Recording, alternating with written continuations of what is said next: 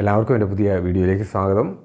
ഈ വീഡിയോയിൽ ഞാൻ പറയാൻ ഉദ്ദേശിക്കുന്ന കാര്യം പുതിയ കാർ വാങ്ങുന്നവർക്ക് സഹായകമാകുന്ന ചില നിർദ്ദേശങ്ങളാണ്. അതിൽ ഒന്നാമത്തെ ഒരു പ്രധാന കാര്യം പറയാനുള്ളത്, നാം എപ്പോഴും ഒരു പുതിയ കാർ അല്ലെങ്കിൽ പുതിയ വാഹനം വാങ്ങുമ്പോൾ അത് ഇന്ത്യയിലെ തന്നെ ടോപ്പ് 10 കാറ്റഗറിയിൽ വരുന്ന, അതായത് ആദ്യത്തെ 10 സ്ഥാനങ്ങളിൽ വരുന്ന ഏതെങ്കിലും ഒരു വാഹനം എടുക്കാനായിട്ട് പ്രത്യേകം ശ്രദ്ധിക്കുക. അങ്ങനെ എടുത്താലുള്ള ഗുണം എന്താണെന്ന് ചോദിച്ചു കഴിഞ്ഞാൽ, അത് വർഷങ്ങളായിട്ട് വിപണിയിൽ നല്ല പഴക്കവും തഴക്കവുമുള്ള പ്രൂവൺ ട്രാക്ക് റെക്കോർഡുള്ള എല്ലാവരാലും സർവ്വസമ്മതനായിട്ടിരിക്കുന്ന ഒരു വാഹനമായിരിക്കും. അപ്പോൾ അങ്ങനെ അത് എടുക്കുമ്പോൾ ഒരു പ്രധാന ഗുണം എന്താണെന്ന് ചോദിച്ചു കഴിഞ്ഞാൽ, റിപ്പയറിങ്ങിന്, അതുപോലെ മെയിൻ്റനൻസ് കോസ്റ്റ് ഇങ്ങനെയൊക്കെയുള്ളത് താരതമ്യേന കുറവായിരിക്കും. അതുകൊണ്ടായിരിക്കും അതിന് ഇത്രയും റിവ്യൂസ്, യൂസേഴ്സിൻ്റെ റിവ്യൂസ്, അല്ലെങ്കിൽ സെയിൽസ് ആഫ്റ്റർ സർവീസ് ഇങ്ങനെയുള്ള, അതുപോലെ കസ്റ്റമർ കെയർ ഇങ്ങനെയുള്ള പലതരം കാര്യങ്ങളെ ആശ്രയിച്ച് നാം ഈ വാഹനങ്ങൾക്ക് റേറ്റിംഗ് കൊടുക്കുന്നത്. അപ്പോൾ അങ്ങനെ ഇന്ത്യയിലെ മൊത്തം ആളുകൾ വാങ്ങിയതിൽ നിന്നും ഉണ്ടായിരിക്കുന്ന അഭിപ്രായമാണ് ശരിക്കും പറഞ്ഞാൽ ഈ ടോപ്പ് 10 സെയിൽസിൽ റിഫ്ലക്റ്റ് ചെയ്യുക. അപ്പോൾ എണ്ണമാണ് നമ്മളിവിടെ നോക്കുന്നത്. അതായത് പല മുൻ വർഷങ്ങളിലൊക്കെ വാഹനങ്ങൾ ചിലത് ടോപ്പ് ആയത് ഈ വർഷം താഴ്ന്നിട്ടുണ്ട്. അപ്പോൾ ആ പുതിയൊരു ട്രെൻഡ് നോക്കുകയാണെങ്കിൽ നമുക്ക് ഏറ്റവും ലേറ്റസ്റ്റ് ആയിട്ടുള്ള കംപ്ലീറ്റഡ് ആയിട്ടുള്ള ഒരു മന്തിൻ്റെ റിപ്പോർട്ട് എന്ന് പറഞ്ഞാൽ ജൂൺ ഫുള്ള് റിപ്പോർട്ട് ഇപ്പോൾ വന്നിട്ടുണ്ട്. അപ്പോൾ ജൂൺ റിപ്പോർട്ടിനെ അടിസ്ഥാനമാക്കിയാണ് ഞാനിപ്പോൾ പറയുന്നത്. അതായത് മാരുതിയുടെ വാഹനങ്ങൾ 6 എണ്ണം ഈ ടോപ്പ് 10ൽ വരുന്നുണ്ട്. ഹുണ്ടായുടെ ഒരു കാർ മാത്രമേ വരുന്നുള്ളൂ. അതുപോലെ ടാറ്റയുടെ 2 എണ്ണം വരുന്നുണ്ട്. പിന്നെ മഹേന്ദ്രയുടെ 1 എണ്ണവും വരുന്നുണ്ട്. അങ്ങനെ മൊത്തം 10 എണ്ണം ആണ് നമ്മളിവിടെ വിശകലനത്തിനെടുക്കുന്നത്. ജൂൺ മാസത്തിൽ കുതിച്ചു കയറി 1ാം സ്ഥാനത്ത് നിൽക്കുന്നത് ടാറ്റയുടെ പഞ്ചാണ്.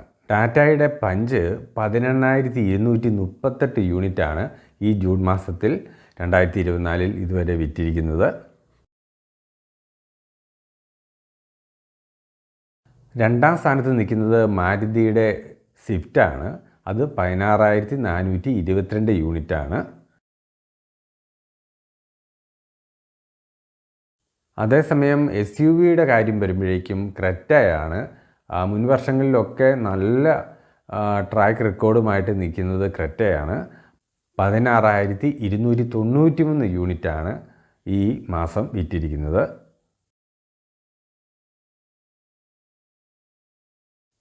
അതിന് തൊട്ട് പിറകിലായിട്ട് മാരുതിയുടെ എർട്ടിഗയുണ്ട്. അത് 15,902 യൂണിറ്റാണ്. അതിന് പിറകിലായിട്ട് 14,895 യൂണിറ്റ് സെയിൽസ് റിപ്പോർട്ടുമായിട്ട് മാരുതിയുടെ തന്നെ ബലനോ ഉണ്ട്. പിന്നെ 6ാം സ്ഥാനത്ത് നിൽക്കുന്നത് വാഗണാറാണ്. വാഗണാറൊക്കെ നമ്പർ 1 പൊസിഷനിൽ പല വർഷങ്ങളിലും നിന്ന വാഹനമാണ്. ഇപ്പോൾ അത് താഴേക്ക് ഇറങ്ങി. 13,790 യൂണിറ്റാണ് ഈ ജൂണിൽ വിറ്റത്.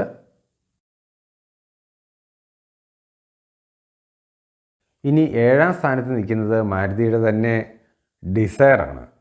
13,421 യൂണിറ്റാണ് ഈ ജൂൺ മാസം അവർ സെയിൽസ് നടത്തിയത്. 8ാം സ്ഥാനത്ത് വരുന്നത് മാരുതിയുടെ തന്നെ ഒരു SUV ആണ്. അത് ബ്രസ. അത് 13,172 യൂണിറ്റാണ്. ഇനി അടുത്ത 9ാമത്തെ സ്ഥാനത്ത് നിൽക്കുന്നതാണ് മഹേന്ദ്രയുടെ പ്രശസ്തമായിട്ടുള്ള ഒരു SUV, അതായത് സ്കോർപിയോ.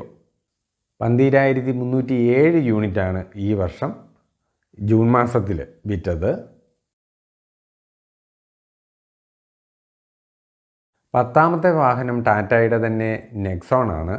നെക്സോണിൻ്റെ റാങ്കിങ്ങും മുൻ വർഷങ്ങളെ അപേക്ഷിച്ച് താഴോട്ട് ഇറങ്ങിയിട്ടുണ്ട്. ഇവിടെ 12,066 യൂണിറ്റാണ് ഈ ജൂൺ മാസം വിൽക്കാൻ പറ്റിയത്.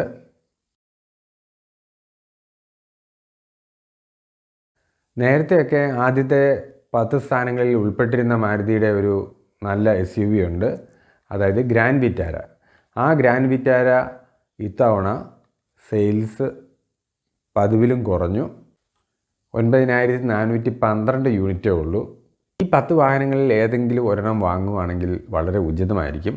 കാരണം വിശ്വാസ്യതയുണ്ട്, വർഷങ്ങളായി നല്ല പ്രശസ്തി നിൽക്കുന്ന വാഹനങ്ങളാണ്. അതുപോലെ ലോ മെയിൻ്റനൻസ് ആയിരിക്കും. അതുപോലെ കസ്റ്റമർ കെയർ സർവീസൊക്കെ നല്ലതായിരിക്കും. നല്ല ബ്രാൻഡ് വാല്യൂ ഉണ്ട്. അതുപോലെ റീസെയിൽ വാല്യൂ ഉണ്ട്.